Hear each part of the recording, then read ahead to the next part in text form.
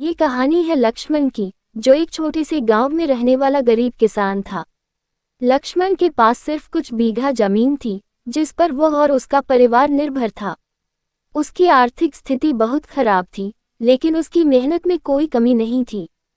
हर दिन सुबह सुबह उठकर वह खेत में जाता और दिन भर काम करता। उसकी पत्नी भी उसकी मदद करती, लेकिन हर साल फसल इतनी नहीं होती थी कि उनके सारे खर्चे पूरे हो सकें। एक बार गांव में भयंकर बाढ़ आ गई, जिसने लक्ष्मण की फसल को पूरी तरह से बर्बाद कर दिया। उसकी सारी उम्मीदें टूट गईं और अब परिवार के सामने भूख का संकट खड़ा हो गया। लक्ष्मण निराश होकर बैठ गया, लेकिन उसकी पत्नी ने उसे हिम्मत दिलाई और कहा, हमें हार नहीं माननी चाहिए। अगर हम फिर से मेहनत करेंगे तो एक दिन जरूर सफल होंगे। लक्ष्मण ने अपनी पत्नी की बातों से हिम्मत जुटाई और कुछ दिन बाद गांव के एक बड़े किसान से मदद मांगने गया। बड़े किसान ने उसे कुछ बीज दिए और साथ ही उसे खेती के नए तरीकों के बारे में बताया।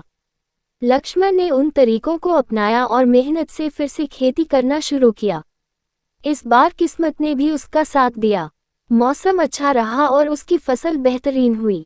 लक्ष्मण ने न केवल अपनी पिछली हानि को पूरा किया, बल्कि उसके पास अब इतना अनाज था कि वह बाजार में बेच सके। उसकी आर्थिक स्थिति धीरे धीरे सुधरने लगी और गांव के लोग उसकी मेहनत और हिम्मत की तारीफ करने लगे। लक्ष्मण की इस सफलता ने गांव के अन्य किसानों को भी प्रेरित किया। उन्होंने भी नई तकनीकों को अपनाना शुरू किया और धीरे धीरे पूरे गांव की स्थिति बदलने लगी। अब लक्ष्मण का परिवार खुशहाल था और वह हमेशा अपने संघर्ष के दिनों को याद कर यह सोचता था कि मेहनत और हिम्मत से हर मुश्किल का सामना किया जा सकता है।